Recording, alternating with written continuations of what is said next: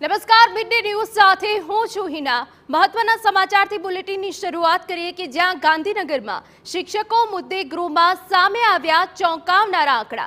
શિક્ષકોની ઘટ મુદ્દે વિધાનસભામાં સરકારનો જવાબ। શિક્ષણ પ્રધાન કુબેર ડિંડોરે વિધાનસભામાં માહિતી આપી હોવાની વિગત છે। સંવાદદાતા કિંજલ મિશ્રા વધુ વિગત આપી રહ્યા છે। કિંજલ, પૂરી વિગત।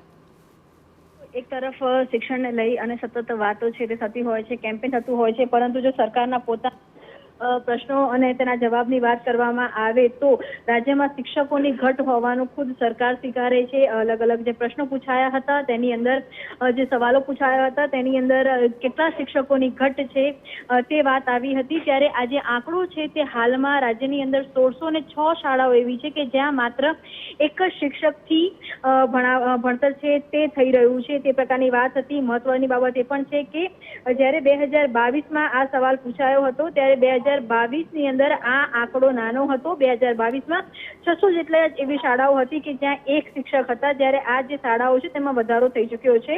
હાલાકી મંત્રી કુબેર ડિંડોરે સરકારનો બચાવ કર્યો છે અને કહ્યું છે કે નિયમો જે છે નિયમો પ્રમાણે 30 બાળકો દીઠ એક શિક્ષક હોય છે તે આપવામાં આવતા હોય છે, પરંતુ જો ગુજરાતની વાત કરવામાં આવે તો 5 થી ઓછી સંખ્યા ધરાવતા જે શિક્ષક જે શાળાઓ છે તેવી 20 છે, જ્યારે 5 થી 10 જેટલા વિદ્યાર્થીઓ હોય તેવી જે શાળાઓ છે તે 86 છે। 21 થી 30 જેટલી સંખ્યા ધરાવતા વિદ્યાર્થીઓ હોય તેવી 419 શાળાઓ છે, જ્યારે 31 થી 60 શિક્ષકો વિદ્યાર્થીઓ ધરાવતી જે શાળાઓ છે તે 600 છે। તો તેવા સંજોગોની અંદર માત્ર 71 શાળાઓ એવી છે કે જ્યાં શિક્ષકોની ઘટ છે, પરંતુ જે બદલી મેળા કરવામાં આવ્યા, જે અલગ અલગ યોજનાઓ હતી તેની અંદર જે લોકો જે શિક્ષકો ટ્રાન્સફર લીધે તેના કારણે 71 શાળાઓમાં શિક્ષકની ઘટ છે, પરંતુ જે આંકડો છે તે વધ્યો છે। 2022માં આ જે સંખ્યા હતી તે 600 હતી, અત્યારે આ જે સંખ્યા છે તે 1606 થઈ છે। બિલકુલ, તો આ આંકડા ઘણા ચોંકાવનારા છે। રાજ્યની 1606 શાળાઓમાં માત્ર એક જ શિક્ષક હોવાનો આંકડો સામે આવ્યો છે। રાજ્યની 71 શાળાઓમાં શિક્ષકોની ઘટ છે।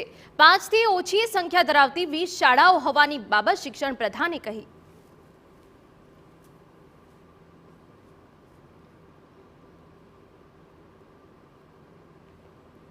पूरी तरह से डिजिटल से आगे